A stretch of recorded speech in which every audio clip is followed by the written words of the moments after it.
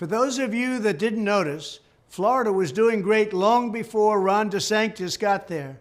People are fleeing from New York to Florida and other places because of high taxes and out-of-control crime. It's really bad. Not because of the governor, thank you, Mr. President, for doing that, but it's not because of the governor. Florida was doing fantastically. You had a governor named Rick Scott who did a very good job. Even Charlie Crist, a Democrat, did a good job, and he had very good numbers. Sunshine and ocean are very alluring. It's not too hard to work with those factors. So just remember, Florida was doing really well long before Ron DeSantis got there. Some people enjoy the sound of a light summer rain pitter-pattering against the roof to really put them at ease. For me, it's listening to the two frontrunners for the Republican nomination tearing each other apart on a daily basis. Now, a few things here. First of all, and most obviously, it seems that Trump has finally landed on a new nickname for his rival, Ron DeSantis, and that nickname is Ron DeSanctus. So he went from Ron DeSanctimonious, which I guess he realized wasn't great for a Republican base with very little reading comprehension, to a shortened form of that, DeSanctus, which, to be clear, means nothing. It's not a word. The word sanctus has no definition whatsoever. At this point, Donald Trump is so desperate for a nickname that he's literally just spewing out a made-up collection of syllables. But besides that, what Trump is trying to do is clear. Knowing that DeSantis is planning on pointing to his record in Florida, Trump's goal is to come in and define DeSanctus before he can define himself. And so Trump's basically leaning on this idea that the only reason people are moving to Florida is because the weather is nice and there's coastline. He even goes so far as to give credit to Rick Scott and Charlie Crist.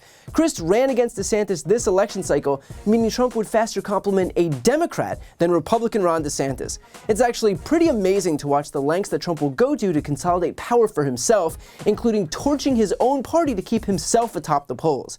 It's almost like anointing a narcissist as the leader of your party might lead to some obvious consequences.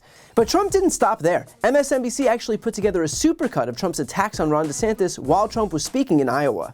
Ron DeSantis, did anyone ever hear of DeSantis, the sanctimonious? He was very, very bad on ethanol, and he fought it all the way, and he also fought against Social Security. He wanted to decimate it and voted against it 3 times. He wanted the minimum retirement age to be lifted to people that are 70 years old, a substantial increase over what it is right now. That's a big increase. And he also voted to severely cut Medicare. I will not be cutting Medicare, and I will not be cutting Social Security. We're leaving the age where it is. But you have to remember, Ron was a disciple of Paul Ryan, who is a rhino loser. To be honest with you, Ron reminds me a lot of Mitt Romney. So I don't think you're going to be doing so well here, but we're going to find out. But those are the facts. The way you know Trump is definitely not feeling threatened is that he spent most of his speech lashing out against Ron DeSantis.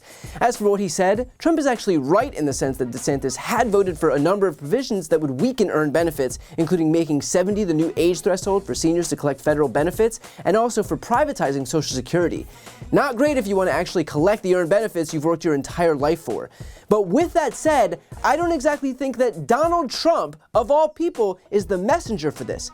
Every single budget proposal put forward by Trump as president included cuts to Social Security and Medicare. Every single one. In fact, here's Trump admitting that he would rescind the payroll tax, which literally funds Social Security and Medicare. Sometime after the election, if we win, we're going to make that permanent, the payroll tax holiday. The payroll tax will be rescinded. So either he is too stupid to know that the payroll tax funds those earned benefits, or he's banking on the fact that his supporters are. But either way, if Trump got his way, Social Security and Medicare would cease to exist. In fact, we don't even have to dig into the relatively obscure details of payroll tax and the implications for earned benefits, because Donald Trump also just came right out and said that he would look at cutting those programs. Do I dare? One last question. Go ahead. Entitlements ever be on your plate? At some point they will be. We have tremendous growth. We're going to have tremendous growth. This next year, it'll be toward the end of the year. The growth is going to be incredible.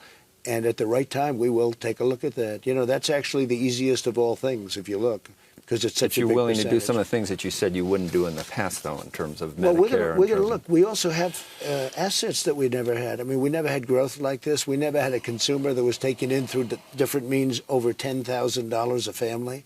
We never had the kind of things that we have. Look, our country is the hottest in the world. We have the hottest economy in the world. So while it's certainly fair for Trump to attack DeSantis on cutting popular programs like Social Security and Medicare, let's not pretend for a second that Donald Trump wasn't seeking to do the exact same thing. And I mean, just think about that for a second. Donald Trump recognizes that the worst thing that Ron DeSantis could do is try to strip away earned benefits. That's an attack so potent that Donald Trump is deploying it against his biggest rival in the Republican Party. Earned benefits are so sacrosanct that Donald Trump is using that issue to take down Ron DeSantis. And yet Trump himself was doing the same thing. The thing that is so bad that Trump wants to end DeSantis' presidential prospects over it. My God, if that is not an indictment of the entire Republican Party's shameless hypocrisy, I don't know what is. But at the end of the day, it's not especially surprising that Republicans are waging attacks on each other despite themselves committing the same sins, because they have cultivated a party where facts don't matter and where supporters just blindly follow their cult leaders.